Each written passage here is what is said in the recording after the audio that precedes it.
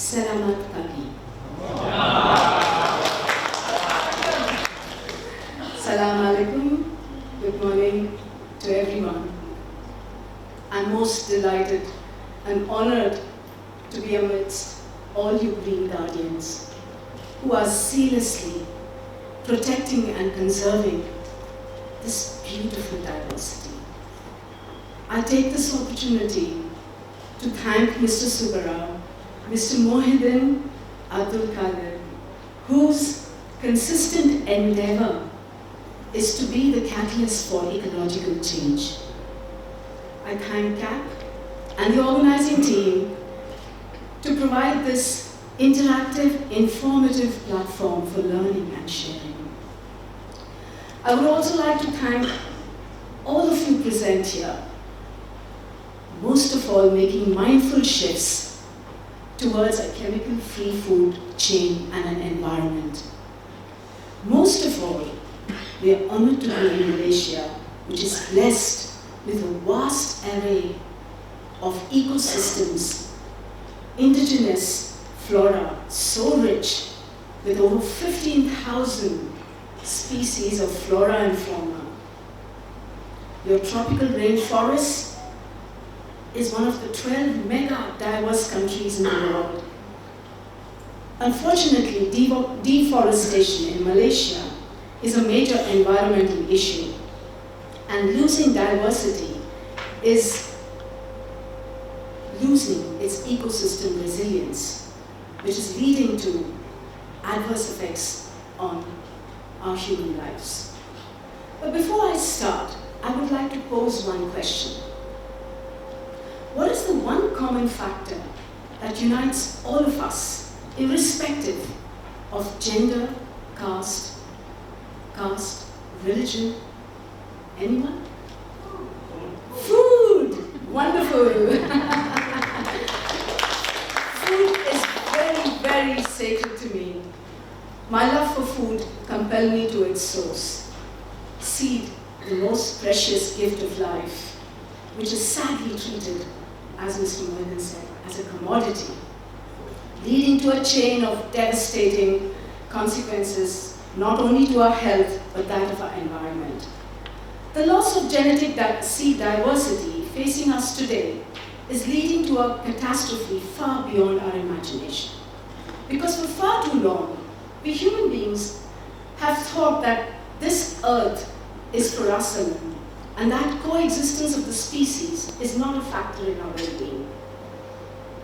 We devise those means to exterminate forms that we don't like, willfully ignoring the web of life and its interdependence. For example, if we destroy the habitat required by the bees, there will be no pollination, and all the gold in the world cannot save us. And I thank Mr. Subbarao at that point. I see his posters with "Save Our Pollinators."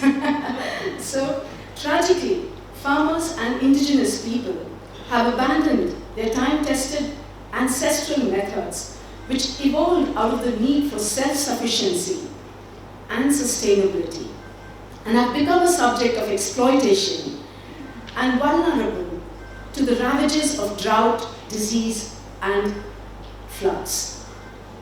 Humans have been farming for over 12,000 years, but making synthetic fertilizers for the last 100 years. Industrial agriculture, with its unsustainable practices, has destroyed the very foundation of sustainability. So you can imagine that how much we have lost. As Mr. Mohidin pointed out, the United Nations has rather said that it's estimated that more than 90% of the crop varieties have disappeared from the farmers' fields in the last 100 years. So what happens now? And the latest United Nations Environment Program report, which is the new Chatham report, 2021, highlights that the global food system, is a primary driver of biodiversity loss, with agriculture alone being the identified threat to 24,000 of the 28,000, which is 86% species that are at the risk of extinction.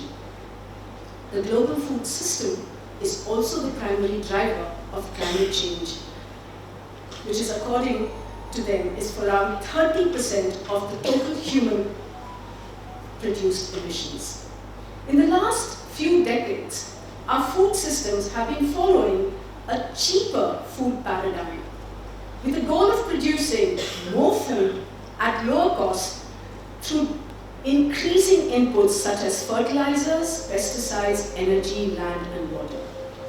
We have begun to value our health as a commodity, erring on the side of cheap versus quality, convenience versus efficacy, isolation versus connection. Farmers worldwide have left their multiple local varieties and land races for genetically uniform, high-yielding varieties. The wiping out of indigenous varieties has induced a captive market. Farmers are forced to buy seeds every year at a high cost, as the F1 hybrids are either sterile or degenerative and not breeding true to type. Where does it start and end? First, we need to acknowledge this one important fact. Our tribals, our indigenous people, our farmers were the first teachers who invented the earliest expression of culture, agriculture, the foundation of any civilization. Where once diverse strains strengthened each eco-local system, can you imagine the work of the skills and efforts that went into selecting and breeding varieties over the centuries? Today, a handful of green revolution, super hybrid, comprising of a single crop, is seen across the fields in farmers' landscapes world over.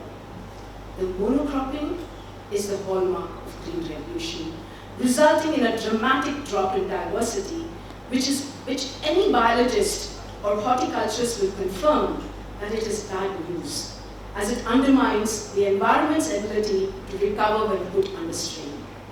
The physical symptoms of farmers handling chemical fertilizers and pesticides, now with herbicides, work away on a chemical treadmill. The mindset being that if you don't use fertilizers, nothing grows.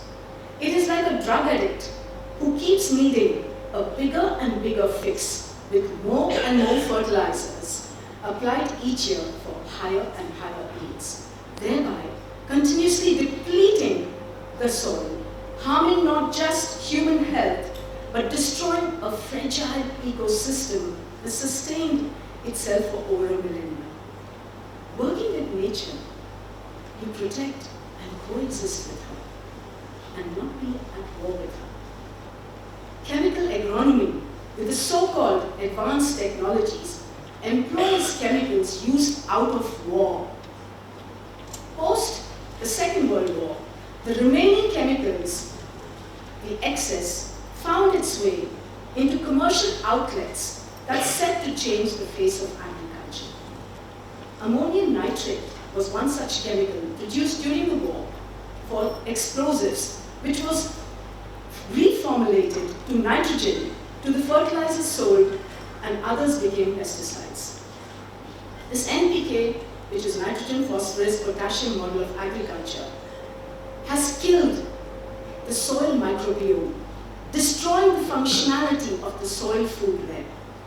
These macronutrient fertilizers are vastly overplayed and overemphasized for commercial vested profits, but lack trace minerals, carbon, microbiology required for the plants to thrive.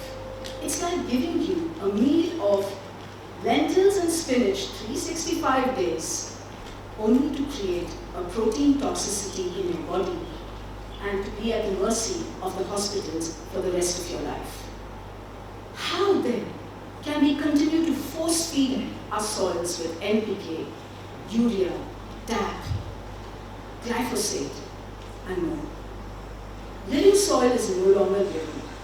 The lungs of our planet are suffocated. Our soil is dying. Over 97% of the arable farmland across the globe is depleted of trace minerals, antioxidants, multivitamins required to build a healthy ecosystem, in turn, a healthy metabolism. No wonder immunities have failed. The body is susceptible to disease, as witnessed recently in the pandemic. What happens in the soil is the mirror of what happens in our gut. Soil is like an expectant mother into which you pour nutrients, not lethal chemicals. Out of all the food that we eat, vegetables and the fruits, they are nature's true gifts. The tomato we chop with such care, the brinjal we value for its benefits, is fast being contaminated and lost.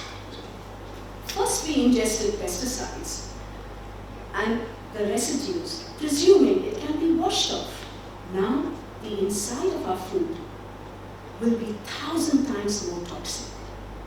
Artificially and genetically modified avatars of food, the hallmark of gene revolution, are monocropping farms swiftly world over by replacing a wide diversity of species by a handful of profitable ones. You will agree that nature allows a tomato to cross with a tomato, a brinjal with a brinjal, a human being with another human being. But can a fish be crossed with a tomato? Genetic modification is a lot of things, but it is not safe sex.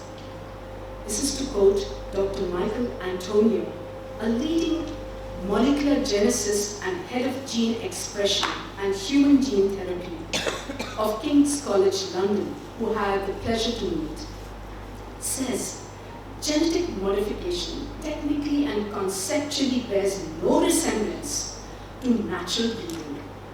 In normal sexual reproduction, genomes of both parents contribute to thousands of genes to the offspring. These get sorted and expressed in a highly regulated way. Plant breeders have worked with this system for thousands of years by selecting parents with desired characteristics such as yield or disease resistance in the hope that the variety expresses both. With genetic engineering, however, a single gene is removed from the DNA of one organism and forcibly inserted into another, breaching the species barriers set up by nature. Consider these bizarre, potent trial combinations. A spider gene inserted into a goat's DNA in the hope that the goat's milk would contain a spider web protein for use in bulletproof vests. Cow genes, when inserted into pigs, turned pig skin into cow hides. Jellyfish genes lit up pigs' noses in the dark. Arctic fish genes gave tomatoes and strawberries tolerance to frost, as if we didn't know how to grow tomatoes. Potatoes glowed in the dark when thirsty. Human genes, when inserted into corn and rice, to produce a spermicide. What is this? To me, genetic modification is genetic pollution. Are GM foods safe? Scientists' warnings, especially the molecular genesis across the world, from Dr. Arsad Putzai to Ray Van Ho to David Schubert, their warnings are proving correct.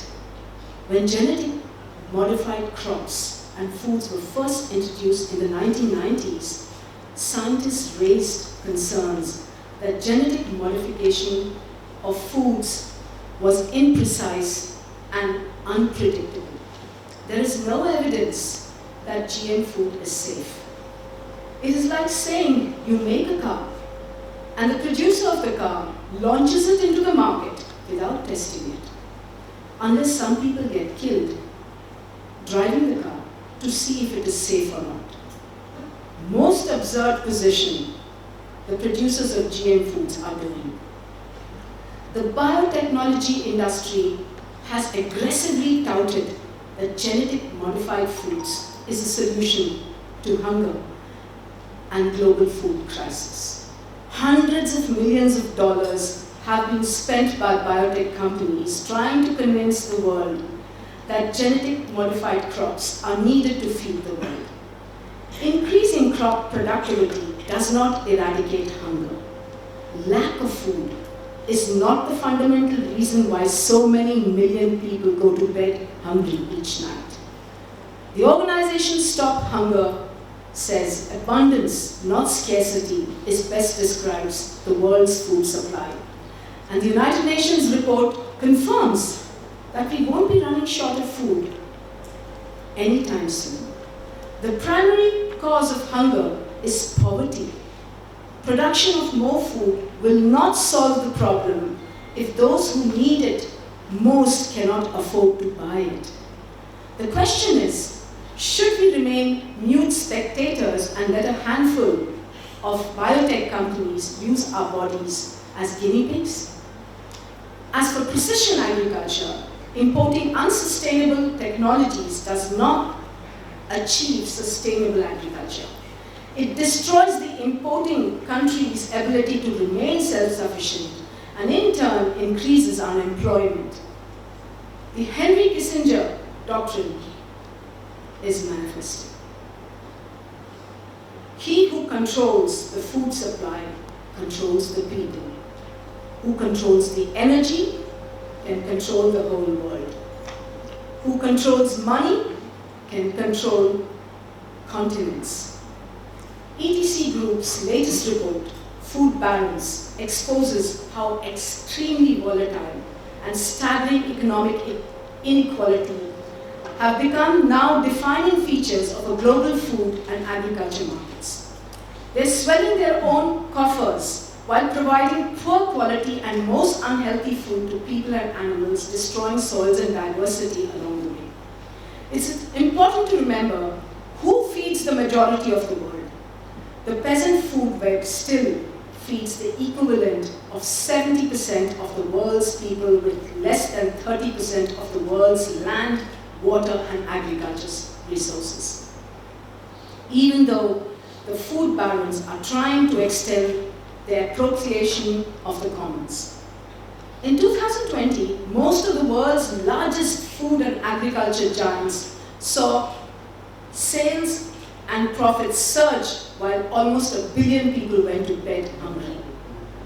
4 firms, Syngenta Group, Bayer, BASF, Corteva, control half of the world's commercial seeds and 62% of the world's pesticide market.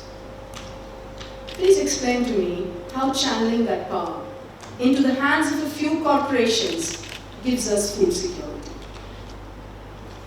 Nowhere in the world have farmers benefited from growing GM crops.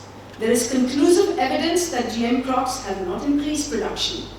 The increase in crop yields that Monsanto earlier, now Bayer, claims in Mexico, Romania, Philippines, Hawaii, India are actually not yield increases.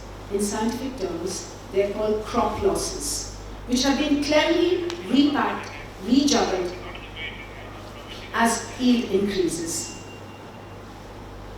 Environment sustainability requires diversity, which naturally fixes nitrogen, provides a diverse nutrients wiped out by the Green Revolution and Gene Revolution. This trait of transgenic crops is against the spirit of Biodiversity Act. How can scientists and planners talk of preserving biodiversity on one breath while promoting transgenics in the same breath. The main reason for loss of diversity are mixture of legal and commercial pressures. Do you know the estimate diversity of 2,000 varieties of brinjal exists? Over 2,000 varieties of beans, over 500 varieties of peppers, over 6,000 varieties of tomatoes.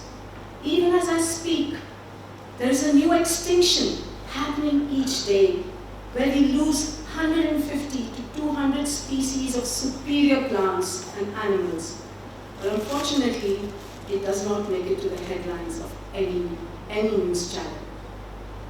Sadly, we have access only to a few commercially grown vegetables, fruits so uniform, laced with pesticides, waxed with chemicals, deceptively attractive. This loss of biological diversity is, particularly in the gene-rich countries, undermines the very sense of sustainable agriculture. Biodiversity is a planetary heritage, which is the fruit of the work of hundreds of generations of rural farmers. This heritage does not belong to anyone in particular. It is a legacy for the future. Seeds cannot be imprisoned by the yoke of legality, to be patented by laboratories, to be modified by transnationals. Farmers are now increasingly forced to buy GM seeds simply because there are so few alternative sources of indigenous seeds remaining, leading him to a death trap. Once a biotechnologist said to me, the hope of the industry is that over time, the market is so flooded that there is nothing you can do about it, but just sort of surrender. Tragic. What are seeds? Seed embodies diversity, a history, a culture. It is symbolic of a woman. A seed reproduces, a woman reproduces. The physiology is very similar. Open pollinated seeds are genetically diverse treasures that have been passed on from generation to generation. When you buy and plant open pollinated seeds, you are helping to protect not only your health, but conserving the valuable resource for future generations. Seed is the very first source of the food chain. Simply put, all food emerges from seed.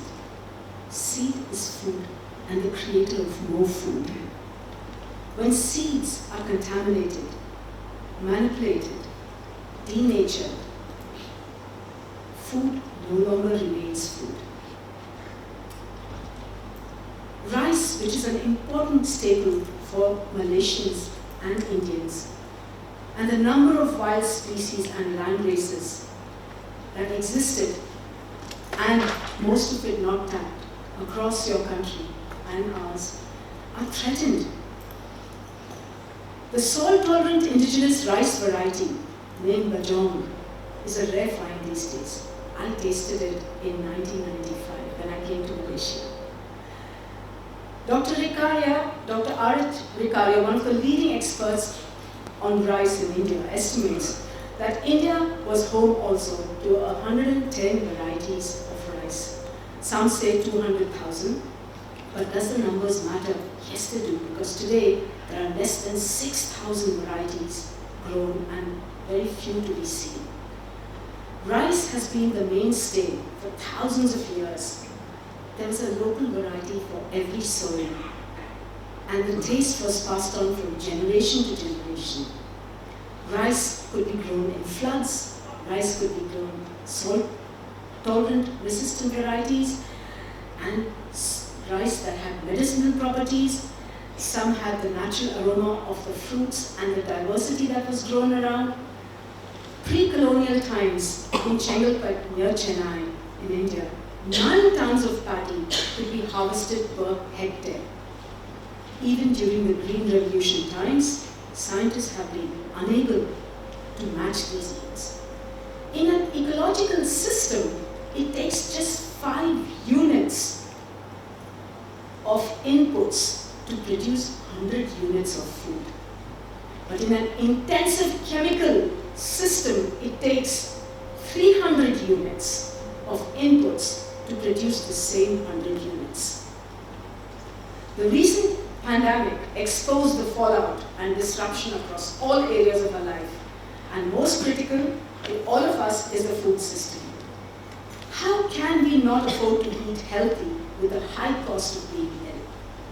This pandemic has also brought attention to alternative food system, agroecology, food forest centers, centers for learning and relationship-based system like ours, like Annadana's, and more like your agroecology systems that centers around health, sustainability, justice, and the environment. These systems are not only stepping up to meet the current moment, but also offers a more equitable and resilient future. This disruption, we need it to empower and support local food systems. With our political will, now it's up to us to change our behavior and to create that change. Working with the laws of nature, we at Annadana have successfully transformed saline, pesticide-laden, drought, flood, barren soils into living, naturally enriched fields. We demonstrate, shortly, sustainable models on the ground to inspire nations that growing your food sustainably and saving your seed is no rocket science. Founding principle being, if your soil is healthy, seeds are healthy, plants and fruits are healthy, and the outcome is we are healthy. What I'm going to show you now is those images are not from the National Geographic. Let's start. Okay? Thank you for very much.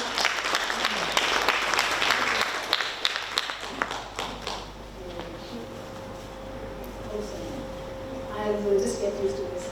Now, we believe that the models of food forest for food security, there are 4 core areas that we have focused on in all our projects, in all our models, where soil, seeds, and food and health are critical.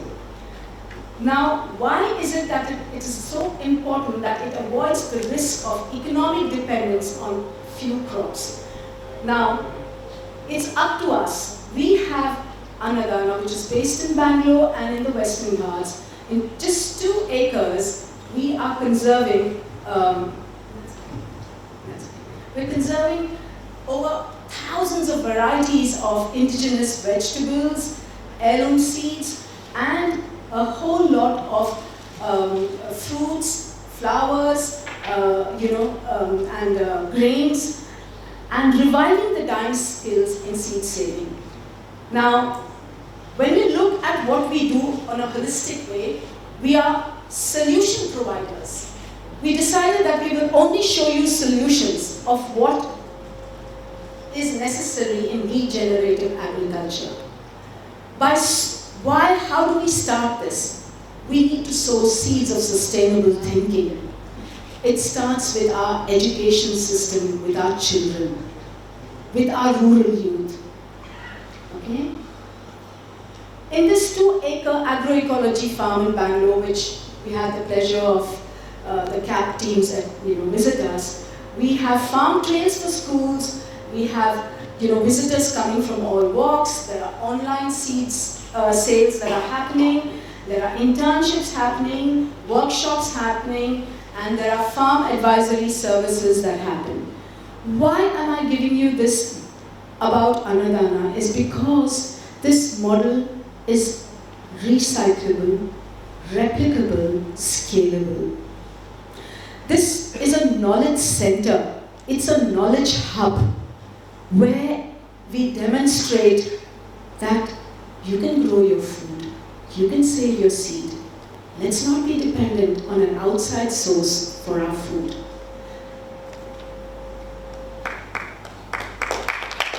Thank you. This knowledge hub has 4 important aspects to it. First, conserving the genetic wealth. Second, training for sustainability, which means you train the youth, you train green enthusiasts, you train who is interested in taking charge of their food. By providing research and on seed conservation, you demonstrate to farmers that you can save your seed in more than many ways based on your agroclimatic conditions. And as I mentioned, the youth need to be empowered to be the catalyst for ecological change. Now, how do we start a project?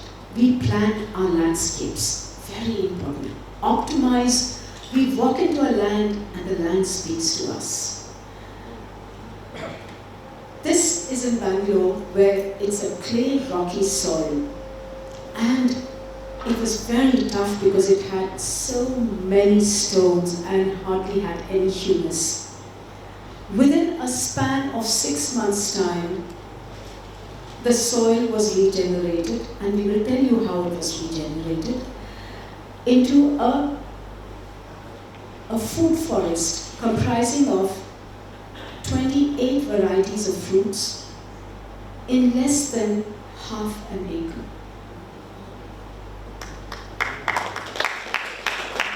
So here you have turmeric and spices, everything that grows, that can grow under the shade, everything that can grow under, that kind of coexists, companion crops. Nature is our teacher. Forests are our teachers. We draw inspiration from them. This is the land. Start rejuvenating it and regenerating it with green manuring crops. Give food to the soil. Regenerate her. A diversity can exist. This is for seed saving only. So this field that you see, the earlier one was the food that was just a part of the.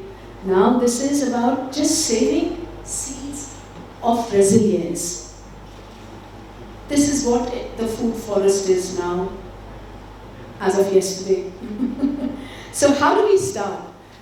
We apply integrated techniques in soil management, where the outcome is you don't need to be wary of that you don't have a soil scientist background or an academic background, because I don't have any. I don't have a science background. I don't have an academic background, but I love my food. I need to know its source. So understand that we give soil food, as in the green manuring, which I will show you. Make your own compost, make your own biocharcoal that is inoculated with biopest control or with organic growth boosters. You make your own growth promoters, you make your botanical cakes, and there you have mulching and crop rotation. Simple measures. Now, throughout our farms, the first step is giving back to the soil, and that is green manuring. How does it start? 9 diverse beneficial grains filled with nitrogen, trace minerals, antioxidants, and more are given back as soil food. It's either for cereal crops, whether it's for rice, whether it's for wheat, or whether it is for the raised beds. Then you have a biomass from 1 square meter, which weighs approximately 3 to 4 kilograms, okay? Which means within 2 months, you receive 12 tons of nutrient-rich orogreen biomass, which is equivalent to 12 tons of compost. So if you don't have cows, this is an alternative system, okay? Look at the produce after that. How can't the soil produce? Because you've nurtured her. Then you look at this. Provide ample diversity for our beautiful pollinators. Without our pollinators, nothing can exist. So we have our bees that are doing their job for us. We have butterflies, we have our herons, the birds that are coexisting with our farmers. Then we have the genetic wealth. What is our genetic wealth that is abundant all over the planet? water. Create pits. Look at your landscape and create a pit which will collect the soil, will collect the water. As in, this came to me by default. It poured and poured 18 years back, and I was looking up and I'm saying, oh, water collection points here. Just look at the water collection zones and make a pit there of 5 feet, 3 feet or 2 feet deep, and let there be pits right across the field wherever the water collects. And you create the channels and let them go into the pits connecting from one pit to the other. Sorry? Yeah. Mahi. Yeah. So the water collects in this pit. And guess what? What does the water bring with it? Nutrients. Absolutely nutrients. So here, where the water has been absorbed by the pit, we have the topsoil. Imagine 1 inch of topsoil. Can you tell me how many years it takes to produce that 1 inch? 500 years. And what have we done? Even that little topsoil that we are getting, we are making do with it.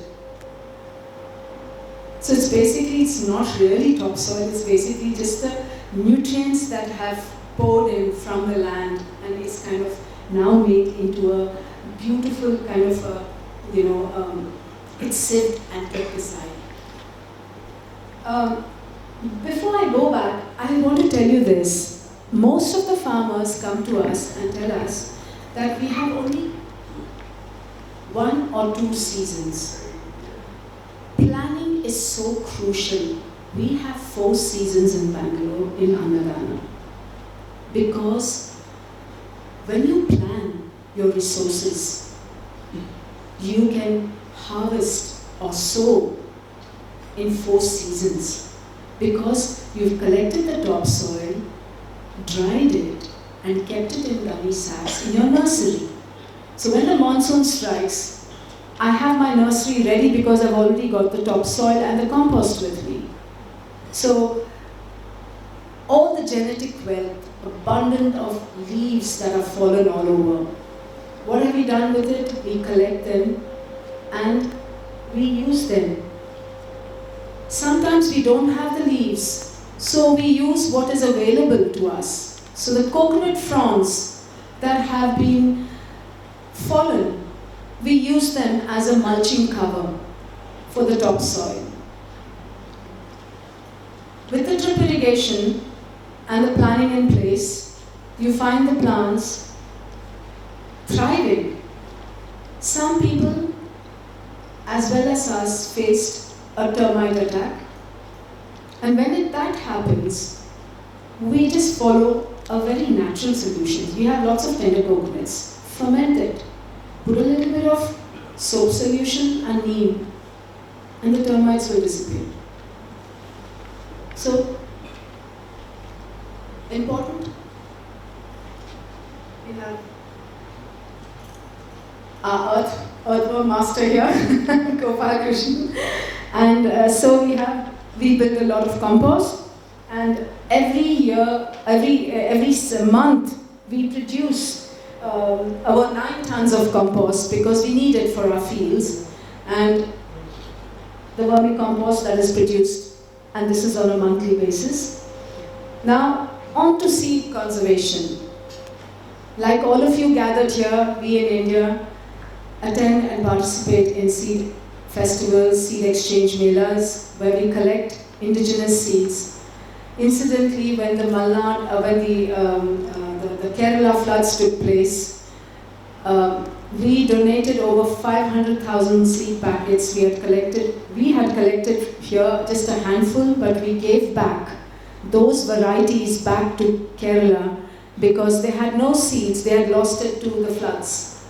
So here what we're trying to say is that seed is a gift of life to life itself. And when we say a seed, multiply, adopt, and protect it, you are securing your own future. As I've always maintained that if we are seed secure, we are food secure. And each season, once in 6 months, the seeds that are lying with us, which is like the seeds that have chosen us to be their custodians, their guardians, we test them for their germination. We ensure that seeds that have been with us from 2012 or 2001, we have a 98% germination.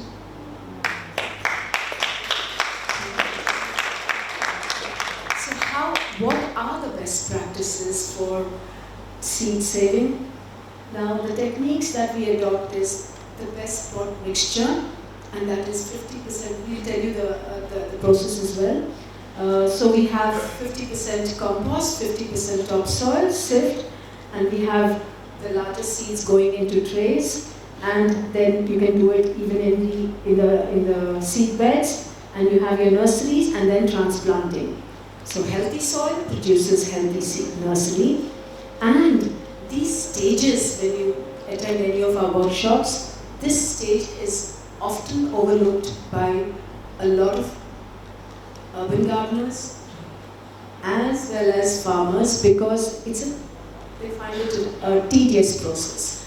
When you transplant a sapling into a picking packet, you are providing the sapling with a new home. It has to adapt. It's got a root shock. You need to allow it to adapt in its new environment for a month and then transplant it to the field, giving it the right amount of water. When it has been mulched, you can see that this is all the leaves.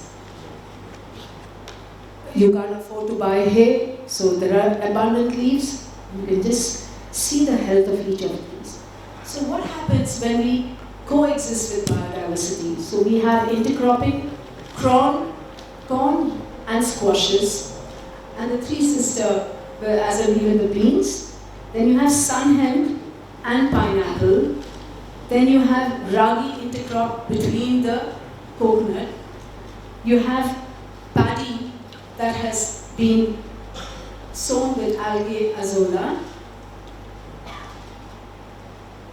and natural pest management techniques of using pheromone traps.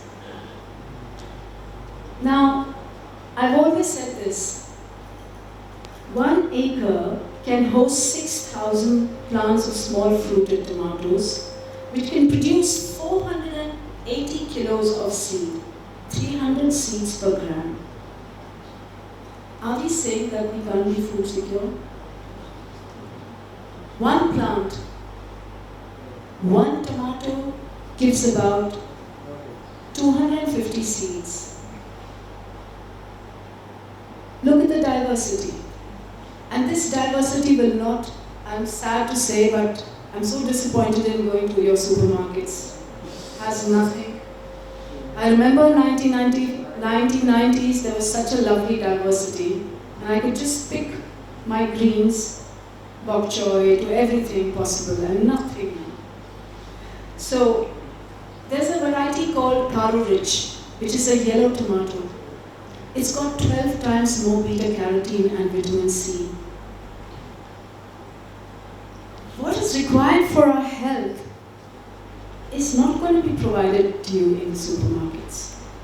So it's best that we save our own seeds. Carrots, my favorite topic. I love carrots. I love Lakshmana, who's my seed guardian. It takes 11 months. Is anyone producing carrots here? Oh, wonderful. Do you save seeds also? Trying to, learning to. No worries. You will get a seed saving guide from us. Don't worry. Bravo. Okay. I've asked several scientists who come to the farm and horticulturists, and I asked them, tell me, how much does 1 carrot provide in terms of seed? You will not believe it. 1 carrot seed will provide about 150,000 seeds. And we are going food insecure. Oh la la la la.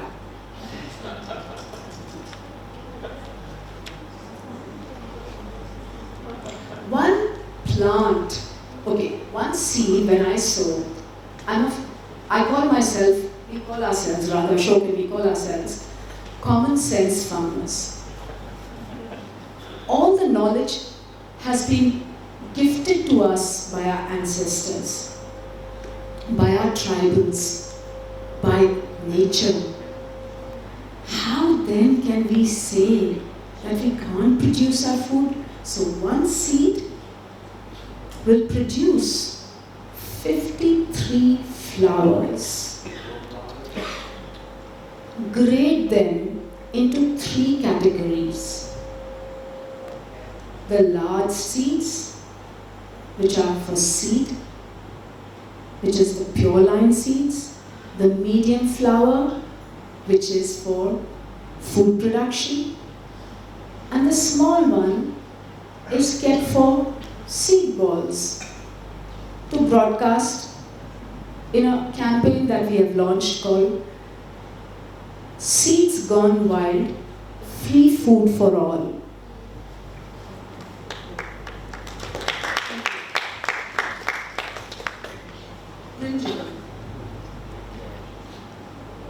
Malaysia and India are home to brinjal, especially the origin is India for brinjal. And there's one particular variety that weighs just about over a kilo.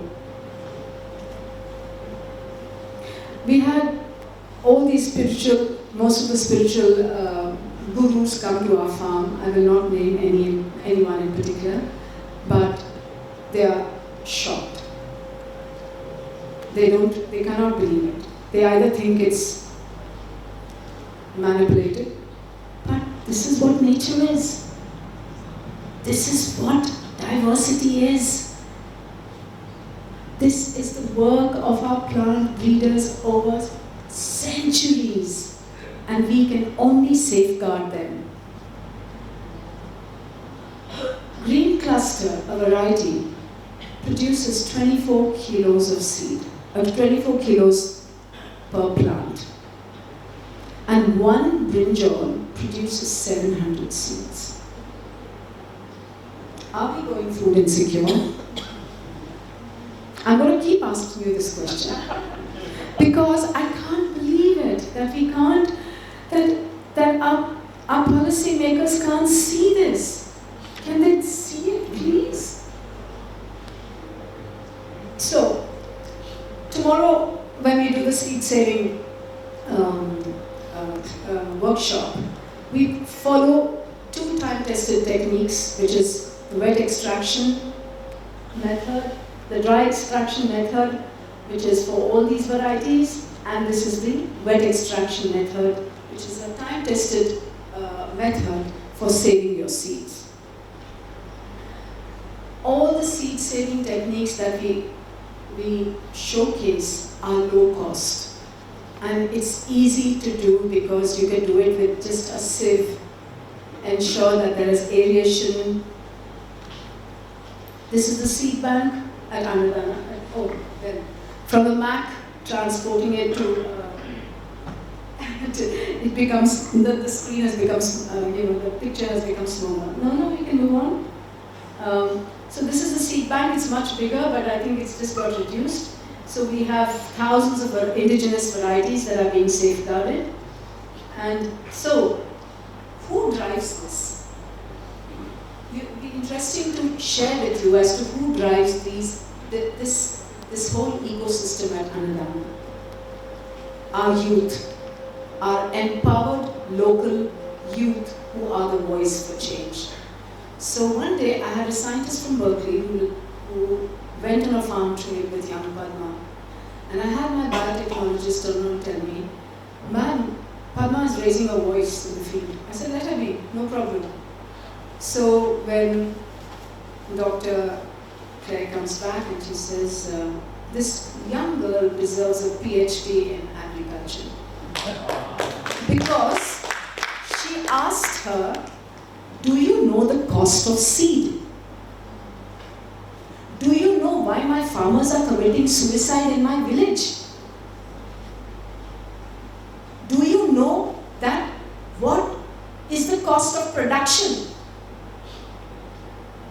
And when she asked these glaring questions, this lady was, no, I don't know the cost of seed. So what does 1 kilo of tomato seeds cost? A high-yielding variety in India, please translate it into ringgits, costs from 25,000 rupees to 80 to 90,000 rupees, 1 kilo. Plus 40,000 for pesticides, plus 20,000 for labor charges. So before the farmer has set out, he's already in a death trap. He's taken a loan, there's no crop insurance, and we're talking about sustainable agriculture through green revolution and gene revolution, where the seeds don't belong to our farmers. All the farm trails, this agroecology knowledge hub provides a farm trail called From Soil to Seed to Plate, taking you through the journey of understanding your genetic wealth, to how to produce your food, how to grow your food. It can be a child as young as a kindergarten child who recently came, and there were like 50 of them. And there was one person who was called the Google Library, because he just kept saying, I know this plant, I know this plant. So we need to educate our children first. So this is our children, our farmers' second generation children who are during their holidays and step up and support their parents and their families in how important it is to take pride basically in your agriculture roots and not be embarrassed about it. So here we have students coming and they are learning. They go through a hands-on experience. Now, I'm going to share with you a very beautiful project which is in the northeast of India. And this is a hot spot for biodiversity. The farmers who came and trained with us, stayed with us and interned with us for a month. See what they have done. So after they celebrated, they trained, there was a celebration for them, and they were the local indigenous people along with the youth who trained and went back to set up their farm at the Bioresource Center. So this was initiated by one of a very, I must say, forward-thinking quasi-government, which who believe that the only way forward is sustainable by being food secure. So this is the team, few of them only, but there were lots more. So now we're going to start with how it started. So the farmers went back to their land to see what is the diversity and how do they go about landscaping and optimizing on their land. Okay? So they measured the land as they had learned at Annadana. They made the raised beds, made the pathways, made their life simpler, and you see, There was something like 650 beds that were made. And this is 1 year later.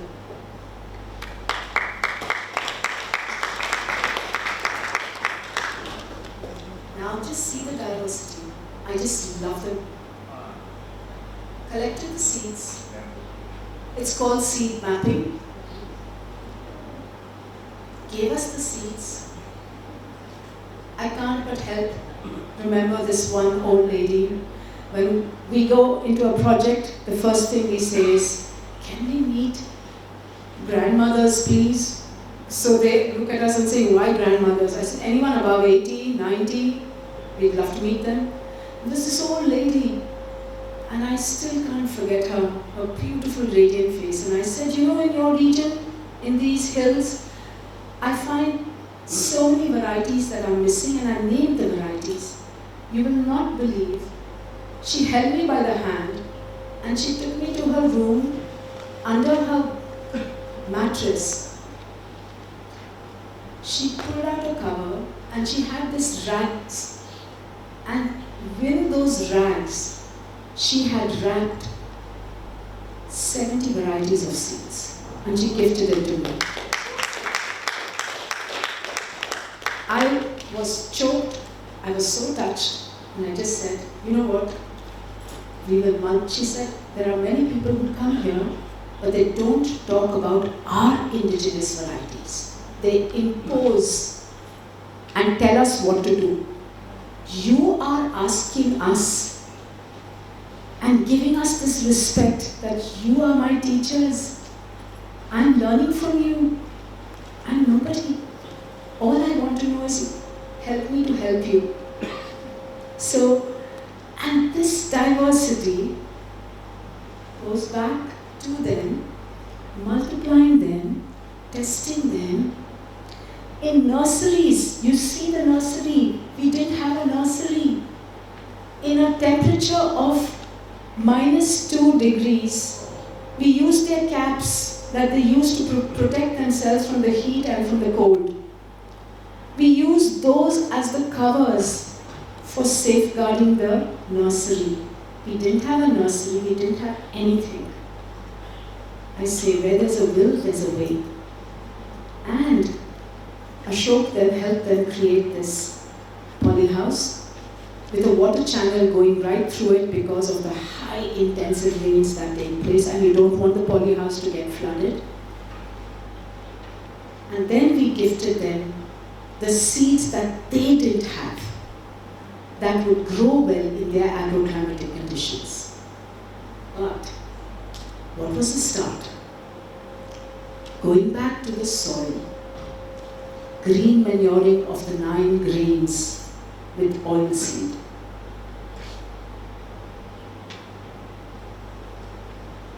You look at this, the fields are mulched with a cover of dried leaves or dried hay, closely available. Diversity, their diversity that's growing. And intercropping. What do you want? Cabbage, cauliflower, carrots, radish, bok choy, broccoli. Name it, it's all there. Lettuces, salads, tomatoes, brinjal, chilies, turmeric, lacadon turmeric, beans. They started to save their seeds. And what was my biggest gift to me? I'll show you. Seeds of celery, still not come. That gift has to come, wait. Seeds of celery. Carrots going to seed. Coriander. Radish. And the seasonal cycle continues. Vertical gardens for home gardeners. This was my gift. A seed catalogue with the seeds that they have saved over the seasons.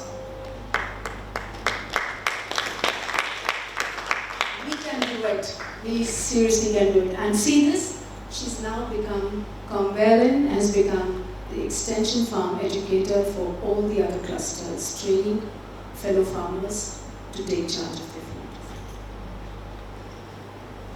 And we were stuck during lockdown for 3 months in a resort, which obviously there was no inputs to come in or go out, but we had our seeds with us.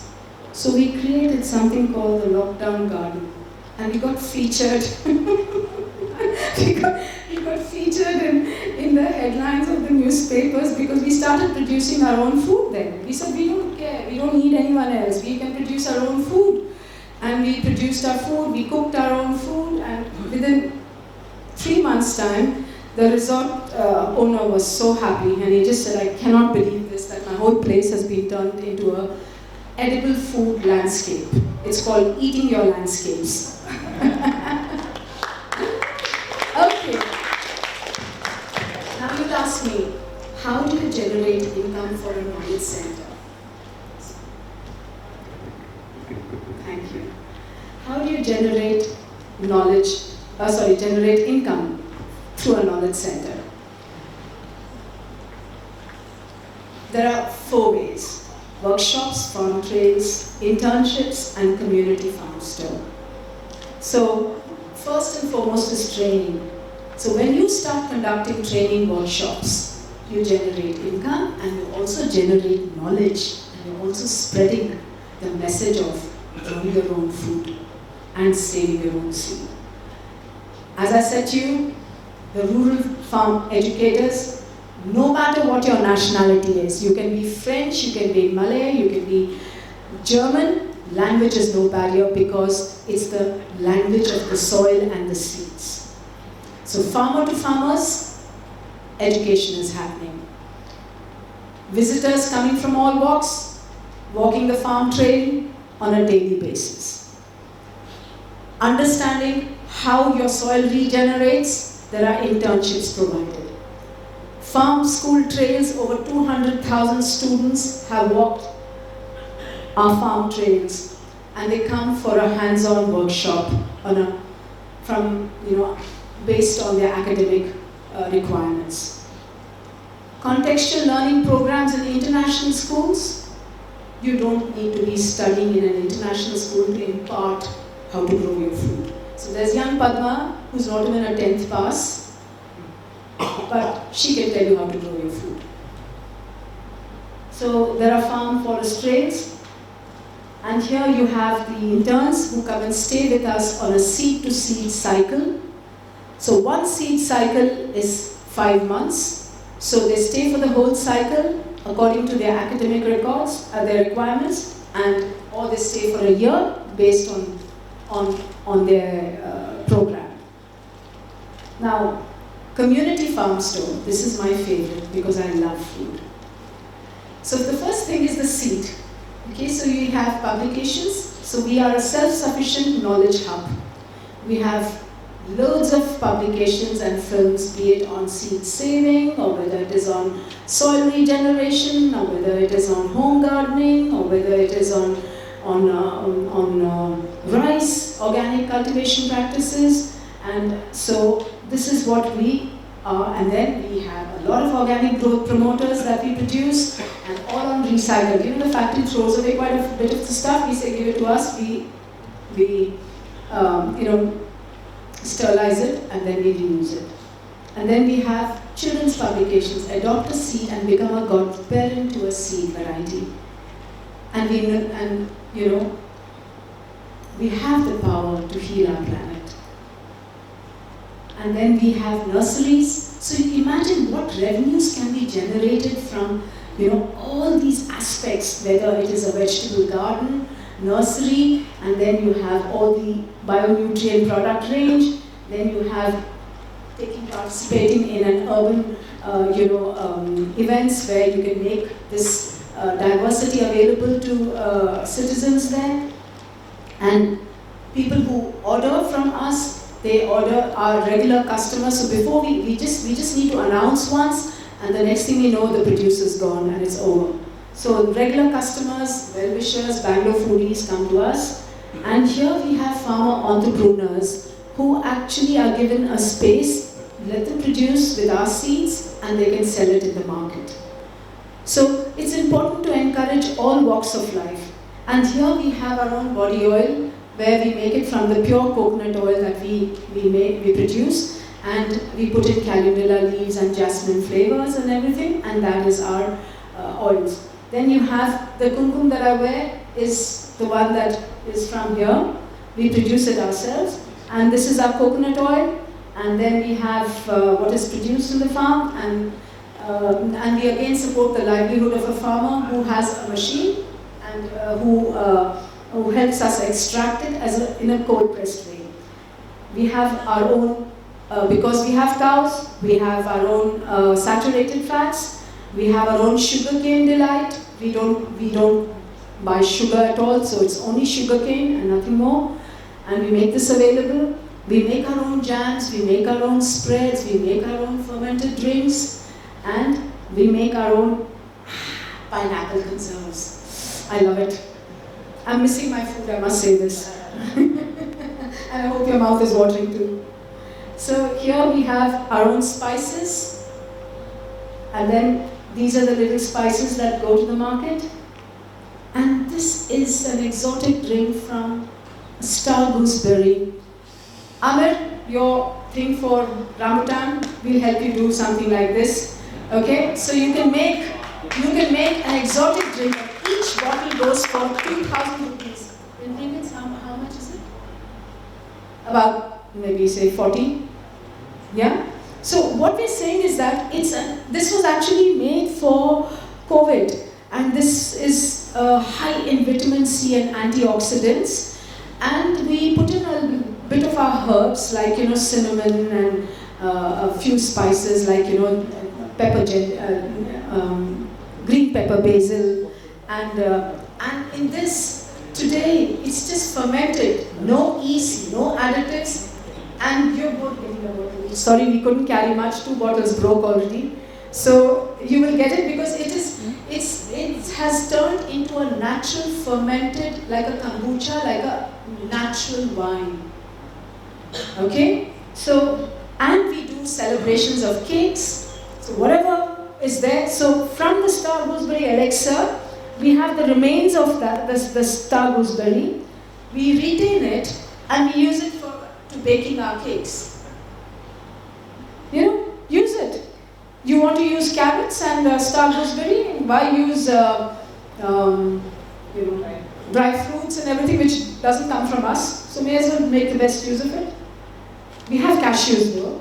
Then we have celebrations, eco-celebrations happening on the farm. The children come, they learn to harvest, okay? And here there is young Arun who is harvesting all the corn and enjoying the fruits of his labor. And the grains that we are growing, we're just telling you that a knowledge hub can do all of this and you can generate revenue, okay? And we bake our own breads, everything that you can see from our cheesecakes to everything, it's only based on order. So nothing gets wasted. Our salads, and now I'm going to show you Annadana Western Ghats. Are you ready to see it? Where it's complete arid, barren soil. And it's in 2016, Ashok procured this land because there were farmers who were abandoning it. So we decided that we are going to have this farm as a center for learning for tropical seeds. And we were told nothing grows except for rice. Areca nuts, that's it. And the simple basic vegetables is 1 brinjal, 1 tomato, 1 green, one cowpea, and that's about it. So this is the state of the farm, and we had no water for 3 years. Because when we landed in there was no water at all. The Linganmakki reservoir, which is the backwater, had receded by 4 kilometers. So there was not a drop of water. So the first thing we started to do is plan the landscape. As I said, take the landscape, plan it, and then you have, after 2 years, this is what, we have 27 varieties of rice that are being produced in 24 acres. So this, and after that is this. When did you get the water? Now I will show you how it happened. The whole excitement is how did we get it? Now you will see. Now, so now we are conserving in 1 acre we get 2 tons, 2.5 tons of rice, and there is sugarcane growing there, and it's marketed to customers. How did it start? The first important thing, we must reduce farmers' efforts in carrying their produce from the fields to the market. Make your pathways. That is the first thing you do to reduce farmers' back pain problems. So, pathways are being created. Still you see there's no water.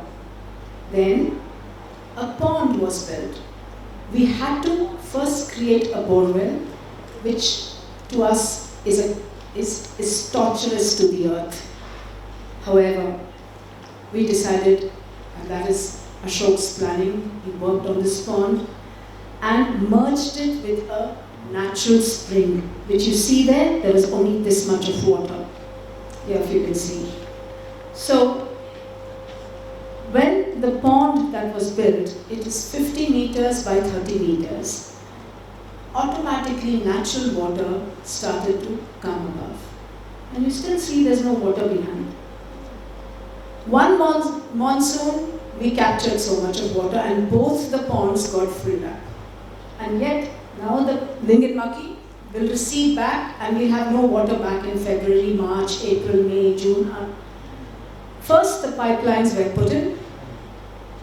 And the pipelines were also fit right across to the forest because you want to make sure that the forest has water because the cows graze there. Okay? So the grazing began and we allowed all the farmers' cows to come and graze in our fields. And they wondered, how are you allowing something like this? They're going to destroy your crops. They didn't know that we love the cows for their gold mine, cow dung and cow urine. So we said, don't worry, you can allow your cows to graze in our fields, no problem. So we got it free of charge. And there we are, got our own butter. We've got one cow feeds 2 calves. That's how generous nature is. And so we started with this barren soil. And we first, what is the abundance that we have, genetic wealth all around us? Anyone? Leaves. So, all of us went into the field every day for 2 hours in 44 degrees only. We carried backpacks with us, huge plastic ones, and we collected more and flooded the field with this. Now look at the difference. Microbial activity started to come in. Now you look at this, because one rain and we had our nurseries coming. That one rain that we wait for, you have to be, it's timely. And there you are. It's a matter of will. And now it's a center where farmers from across the region come here to learn and wonder how many varieties are coexisting. Now, crop diversity conservation.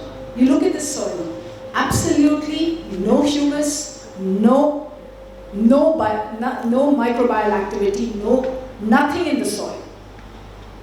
Look at the condition. Arid, nothing. First thing what you do, feed the soil. And first plant and put your piping and then cover her with the mulch.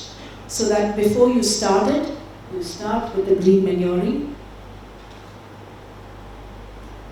And you see the diversity that is growing. And you see now the nurseries, pits, 150 pits dug right across 24 acres. Water fills in, plant a tree. Automatically the tree will come up because there's a water in the pit for it to grow. Deep pits like this near the banana plantation has been put in, and you look at this, look at the free genetic wealth that we get. You can drink the water. Where there were just two rings in the well, water, today there are 35 rings that are filled with water. And you can drink it. We don't have filtration plants. It is so pure. Look at the mulching. Now, what can't you grow? This is Mexican miniature cucumbers. Look at the corn. Look at the capsicums. Look at the sun hemp, the goats, brinjal, capsicums, fruits. In the fences, in the hedges, pineapples. That's why we had loads of pineapple preserves. We have gourds growing, bitter gourds. We have squashes. We have tulsi, basil, tomatoes, carrots. Carrots, we were told it will never grow. We proved it can grow. You just have to aerate the soil. Malabar spinach, the bitter gourds. And this little child taught me that you can eat a bitter goat skin. She ate it first, and I looked and I said, "How did you do this?" She says, "Eat it, it's so sweet and delicious." So, this is the diversity that you can grow, and this is the new seed bank that's coming up there, which we will see later. And this is the diverse children part of the whole system enjoying. She's thriving in the seeds that she's saving, and that's what it is. And this is the sugar cane that we are growing there. Gopal Krishna will show this side of it as well, but this is what we can do in 15,000 square feet, and we produce this. And here we are. Familiar? So we produce our own jaggery, molasses. No, nothing in it. It is divine. We've got some, you can taste some. But we carry all our ingredients with us because we don't eat sugar, so we have our own oils. So whatever we do. So now, there are more than many projects that we have, and we talk about saline soils. So when tsunami happened in 2003, we were invited by the French Red Cross to transform their lands of 500 acres, which is about 5 villages were adopted. And this, we just run through it slowly just to show you this was a condition. 5 in the Nagapatnam belt, you remember? Aya was with us. And so there are, how do we do this? There are 2 categories of farmers. Farmers who are landless and farmers who have lands. So farmers who are landless are employed on a cash wages, daily cash wages. And farmers who have their lands, we ask them how many of them want to go down the path of growing food or growing organically, not expecting to take away their livelihood. So we looked at what were the genetic resources available to us. The lakes were clogged with water hyacinths. So we took the water hyacinths because it's the easiest decomposable matter that can actually be used for your compost. There was abundance of cocoa peat, and we started building compost. 2,200 metric tons of compost was built parallelly, broadcasted into the fields, saline soils.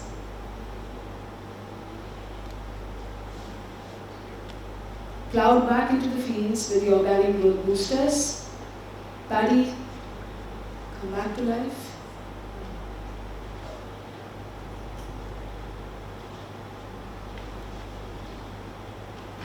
It was the official records, agriculture official records, that there was about 50 to 60% a 45 to 50% increase in yields.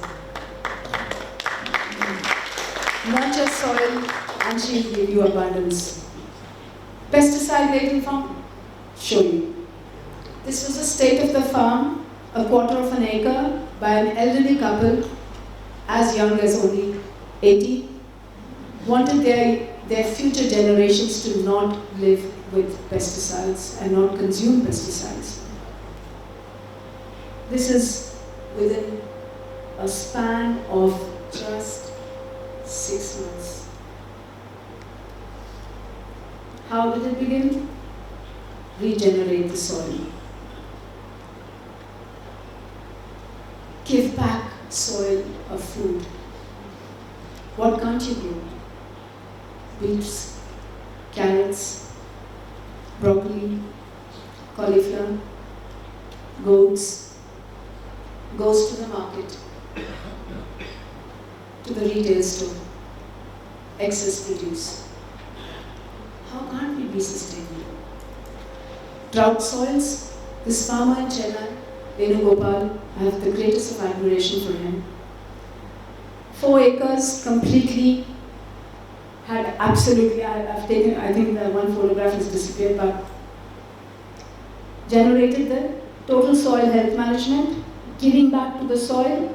He learned this practice, started practicing it on his field, and now he supplies vegetables to Medicare, to big corporates.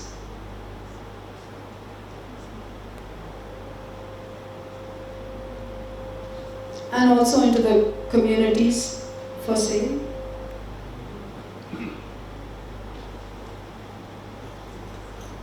Now, what is so wonderful when you work with farmers, there's so much to learn and share. And he gave us this knowledge about how this is the hybrid brinjals root zones. And his experience with Annadana's brinjal variety, look at the root zones. Okay? You can't uproot a brinjal. In his own words, ma'am, so difficult. Amma, can't shake, it still doesn't come. This one, pull once, comes out. But this is so wonderful when farmers give us feedback. And you see this? His comparative test for yields. Purple cluster Annadana's variety, number of kilos sown and the total yield, number of plants for purple round, and hybrid brinjal 800 and only 191.8 kilos. This is his testimony. Okay? And that's him. Now he's become a master trainer, an educator, spreading sustainable gardening and farming across Chennai, across India. I'm so proud of him.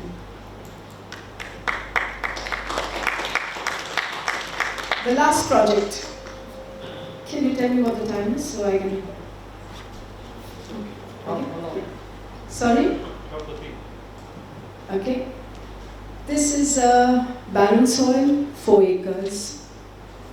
Okay? And we were told that this lady who was very conscious of our health of her children and her family, was petrified that, she said, I can't see my children growing up with pesticides and chemical fertilizers. Can you help us? So we did. And this is a project driven by our children. So this is an agroecology food forest. The first thing that we do is put in the saplings that is produced from the seeds. Saplings like guavas, bananas, and whatever fruits, they all have to come from the indigenous seed. Okay? There's no tissue culture here because we do want seeds of resilience to propagate itself. How wonderful is it that, for thousands of years, or rather when we go into the farm in Western Ghats, as, both Ashok and we look at it and we say, you know what, let's plant a lot of these varieties, a particular variety called It's a jackfruit variety that takes about 30 years. Palpanas. It takes about 30 to 35 years, for it to go to its full peak. And so he said, why are you planting trees like this? I said, how blessed are we that those farmers who have planted palpanas for us, we are enjoying the fruits. Why not the next generation enjoy these fruits? So we have to start thinking, not for just ourselves. Let's think for the future generations. So here, water. She had no water.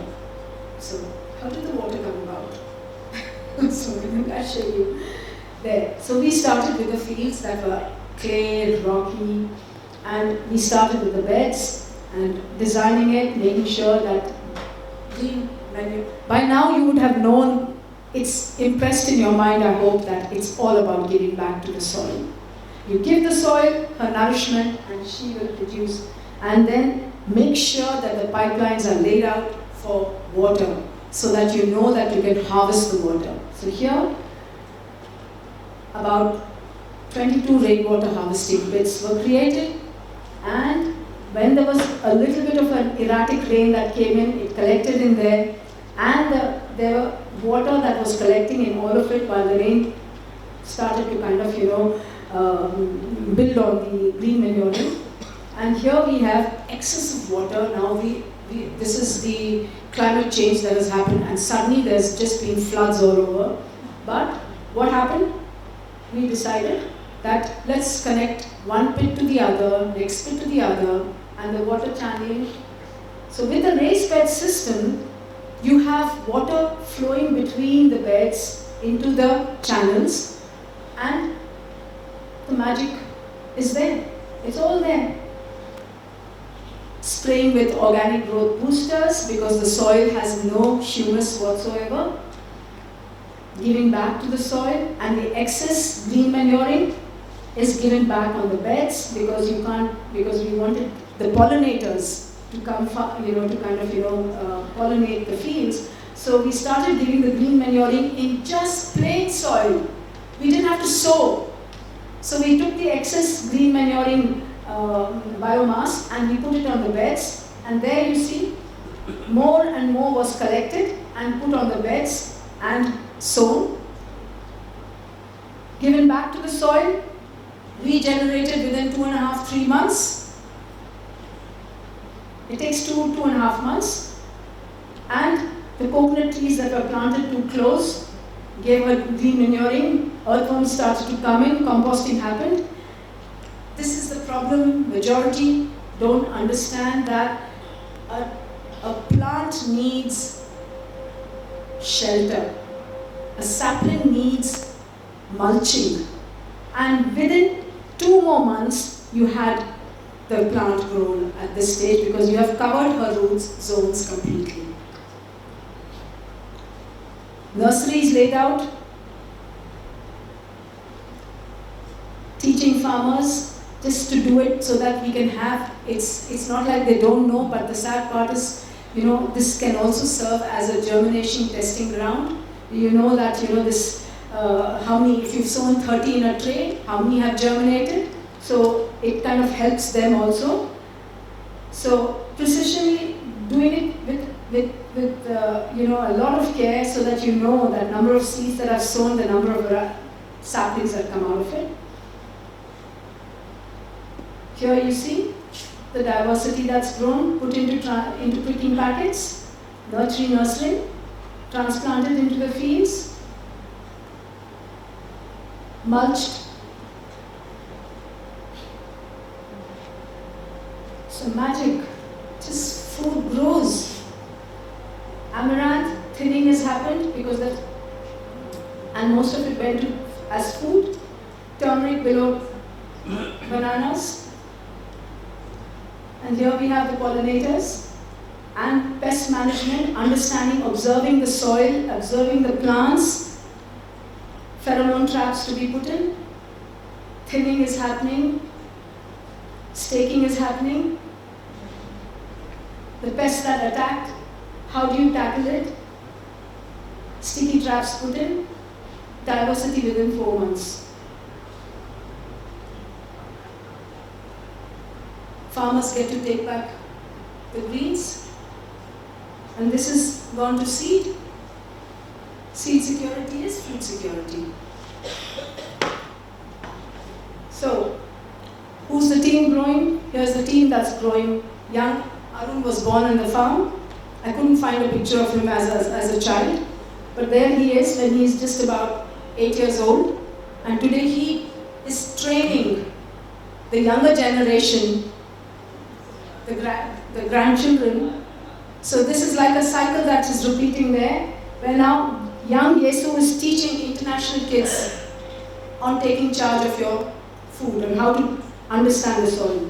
Here's young Pavel, he's the administrative trustee today of Annadana. A proud achievement that today our second generation farmers' children are administrative trustees.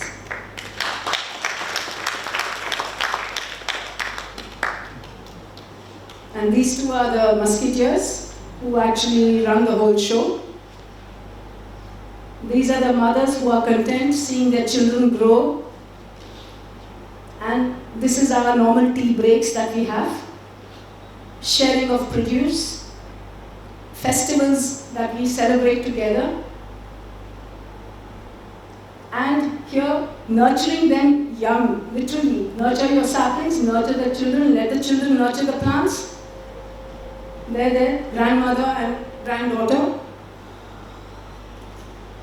And this is investing in the youth skill. Some children are not inclined towards education. Don't force them. Recognize their skills. She's a painter, she's an artist. Today she has done all the walls of Annadana is all done by Deepa. This is Pavan's sister. And here there is young Bijli looking at Suma very intently while they're sewing the nets. And there's coexistence. So you can have the cows, the ducks, the cats, the dogs all coexisting.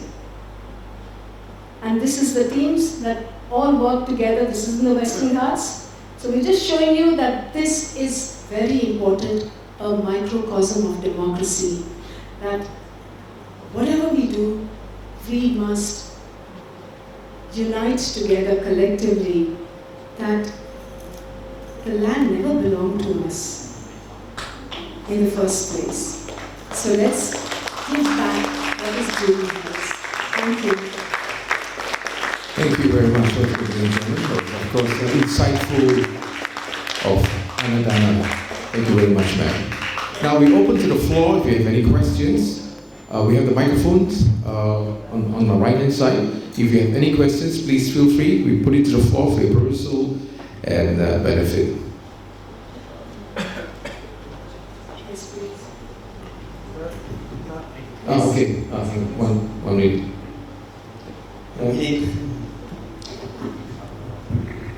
Take your time, ma'am. Hello, I'm a banana planter, but now we are having banana sickness.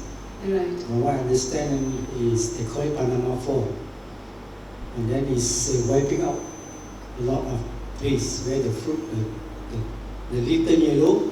If the fruit come out, so it become black, and then when it's ripe, it's still hardened inside. Okay. So there's a ring, if you cut across it, you can see along the skin there's a ring, black ring.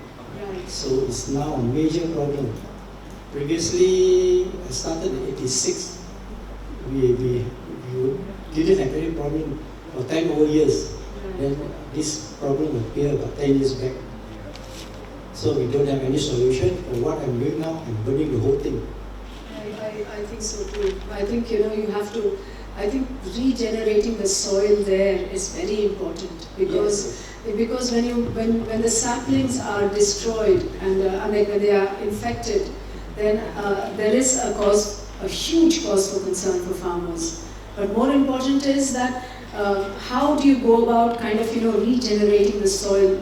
We can provide you with inputs on that.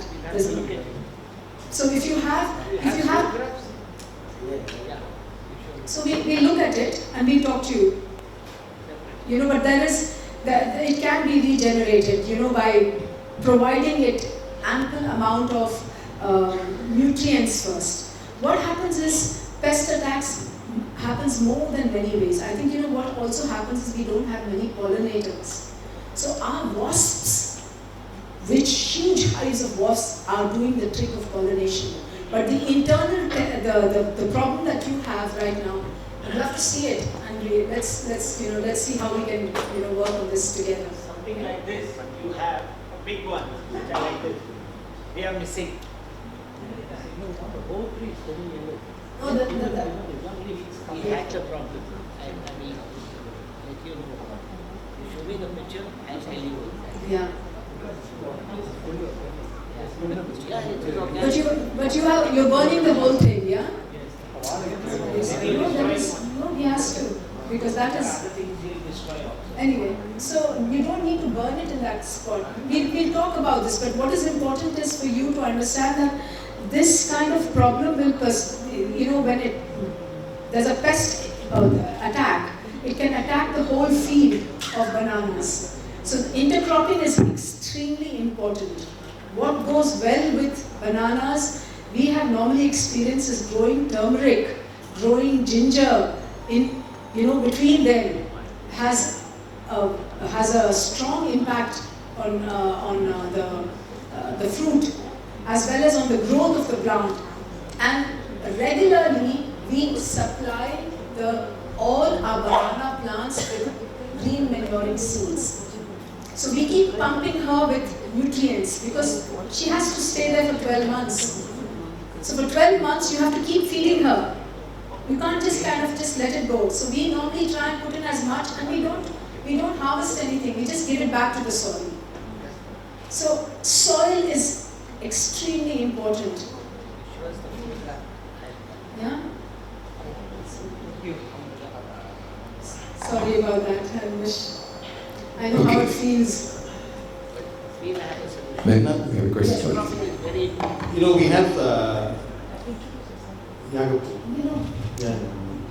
At the moment, we only hybrid seeds are available to us. Yes. But some people, like when I went to India, they said you can dehybridize the seeds. The father one, F1, the father, they call it, and you can dehybridize it to the original.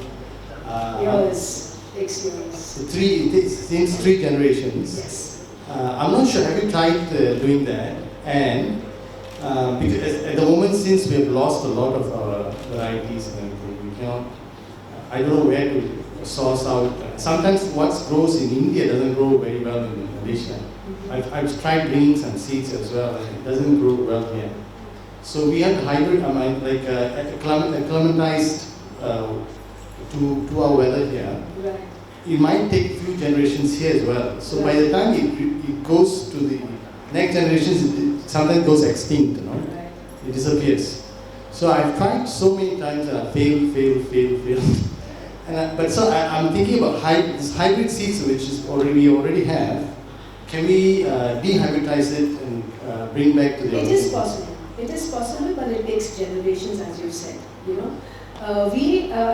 look at it this way, that when we get seeds from farmers' fields, not all of them are indigenous.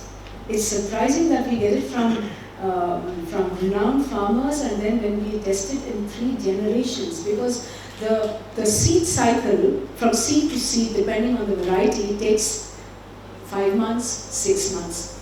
So 3 generations, which is 1.5 years, you keep testing it for its traits. It's a very tedious, cumbersome process, which is why the hybrid seed corporations have moved swiftly, because they can destroy all the indigenous varieties with their dominant traits. But having said that, 3 generations, when you keep growing it, that is the time that you can only save seeds. You will realize that whether it is there, and there is no other choice right now for all our seed savers.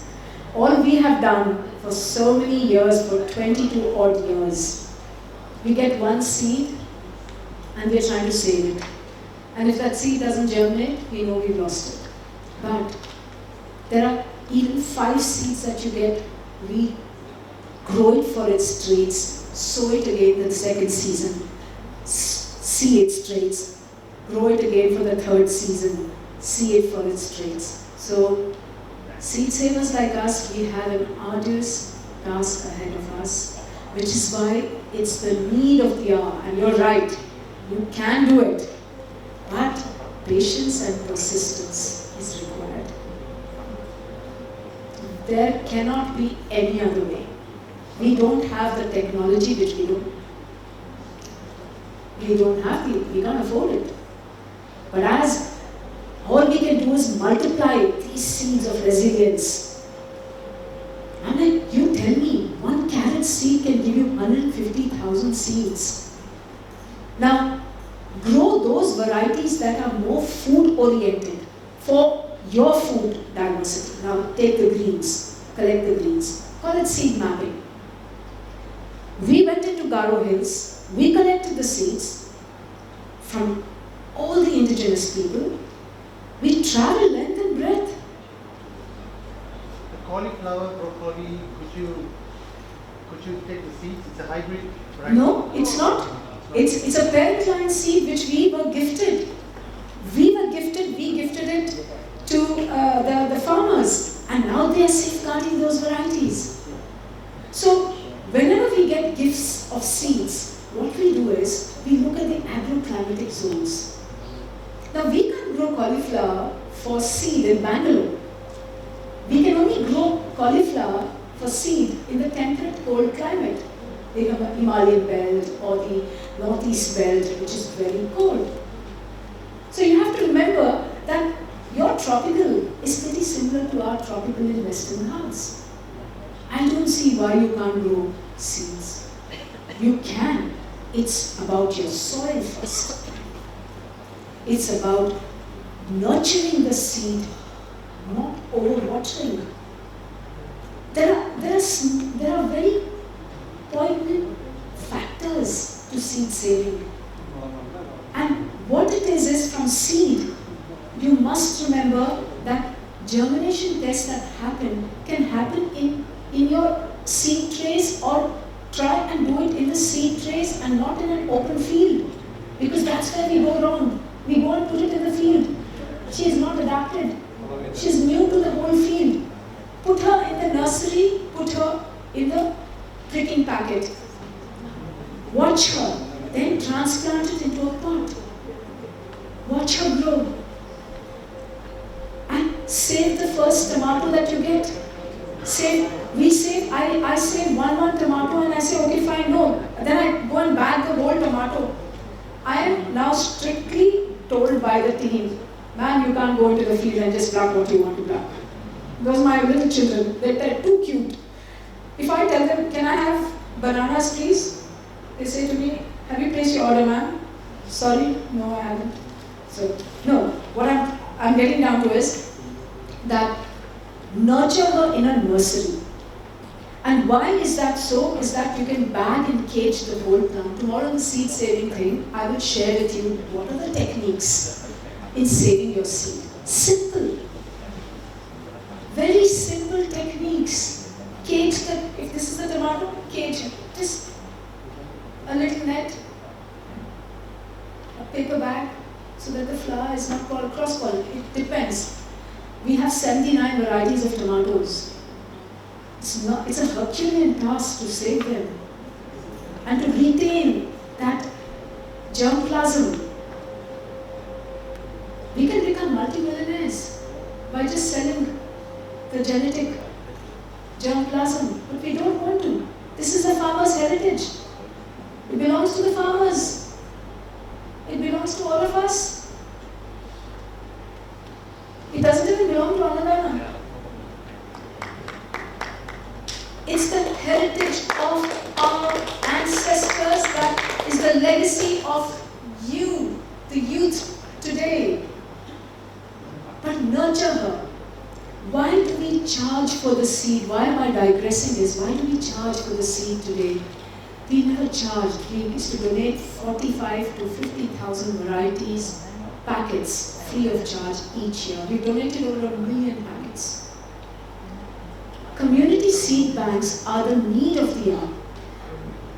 When there is no value given to the seed, we realized that farmers were not taking the seed to the next level.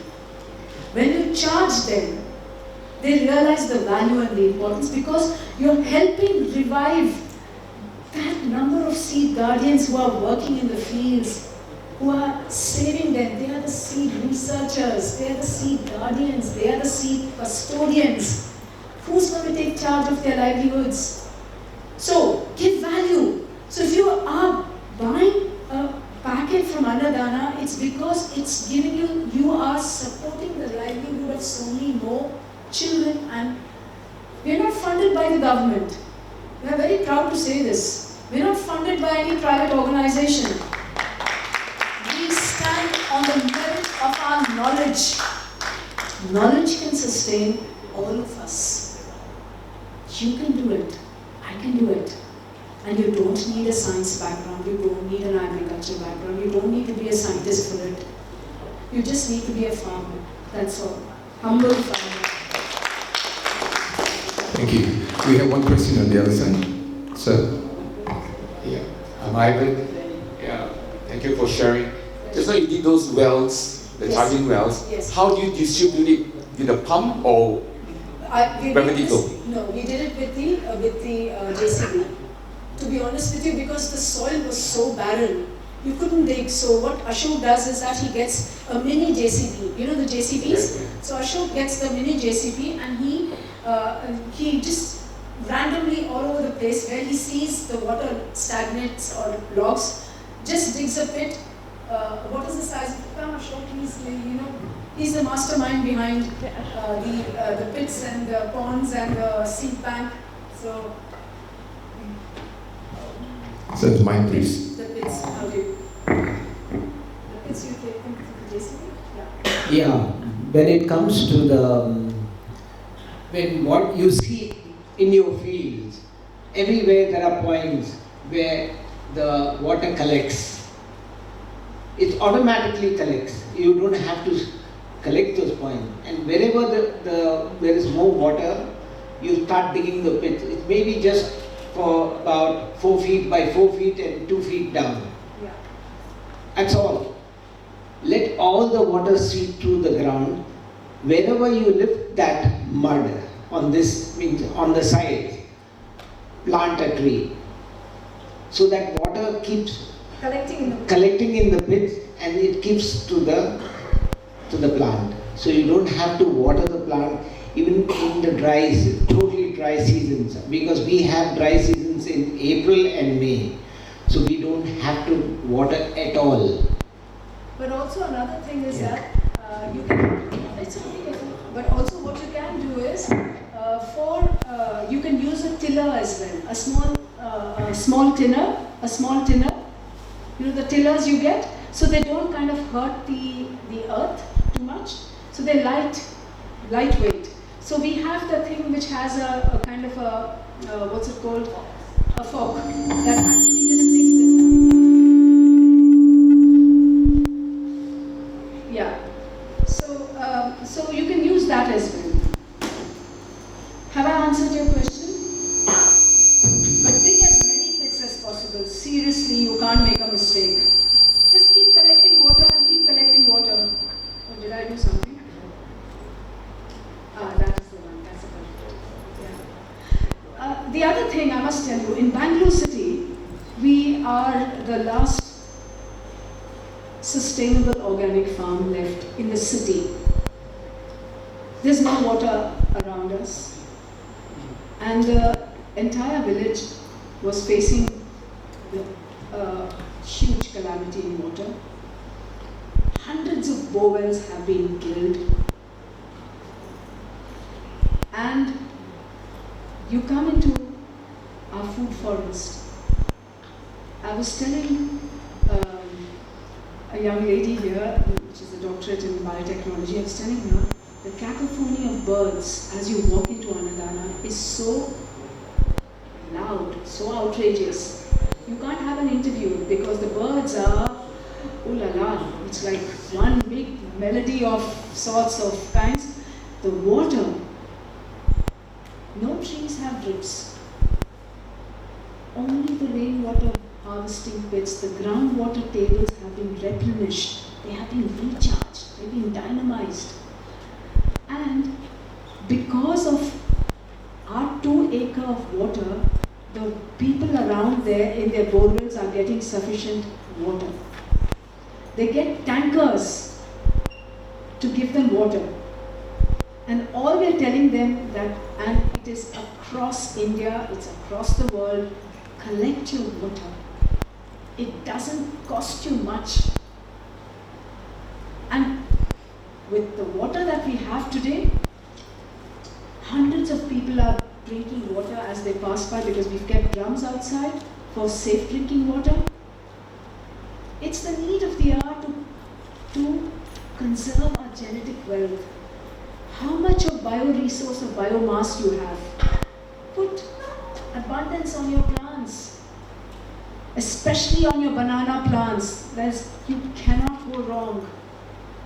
Let the roots never be exposed to the sun because the moisture, it just robs it of the moisture. I ask a pregnant mother, will you expose your belly to the sun or to the vagaries of climate change? No. How can we expose the soil? She's our mother. And we call the earth is our mother. But we're doing just the reverse.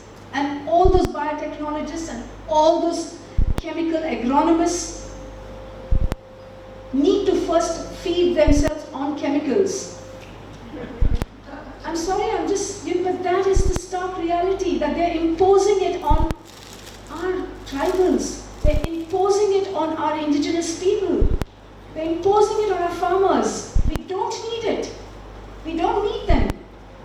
At one international university in London, I was invited and I asked the law students, I said, put your hands up and tell me how many of you can produce your food.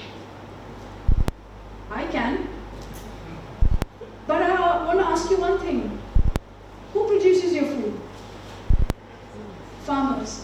Why do you call them illiterate? They are the ones who are producing food for you. So be grateful that what you're eating today is thanks to them. And thanks to us. We are farmers. I forget.